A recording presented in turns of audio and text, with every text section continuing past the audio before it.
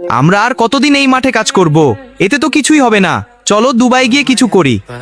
আমরা দুবাই যাব কিভাবে? আমাদের তো কোনো টাকা নেই। তোর তো একটা বাইক ছিল তাই না? চল এটা বিক্রি করি, মনে হচ্ছে টাকাটা ঠিক হয়ে যাবে। হ্যাঁ ঠিক বলছিস। তারপর আমরা দুবাই যাব, তুই টাকা কামাই করে নতুন বাইক কিনবি। বাইকটা একটু পুরনো, আমি মনে করি 4,000 টাকার বেশি দিতে পারবো না। আমার মনে হয় এটা একটু লস হবে, এই দামে দিলে আমরা ক্ষতিতে পড়বো। চিন্তা করিস না, চলেন ডিল করি, ভালো দাম। এই শোন, আমার ফোনটা বাসায় রেখে আসছি, তোমরা এখানে দাঁড়াও, আমি তাড়াতাড়ি ফোনটা নিয়ে আসি, তারপর আমরা দুবাইয়ের টিকিট কাটতে যাই। গাজর ভাই, কিউকাম্বার কোথায় গেল?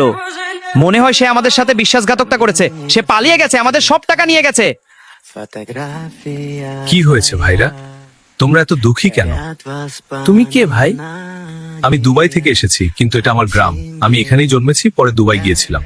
বড় ভাই, কিউকাম্বার আমাদের সাথে বিশ্বাসঘাতকতা করেছে। আমরা বাইক বিক্রি করেছিলাম, সেসব টাকা নিয়ে পালিয়ে গেছে। তুমি কি বলছো আমি বুঝতে পারছি। চিন্তা করো না, আমি আছি। আমরা একসাথে দেখি কিছু করা যায় কিনা।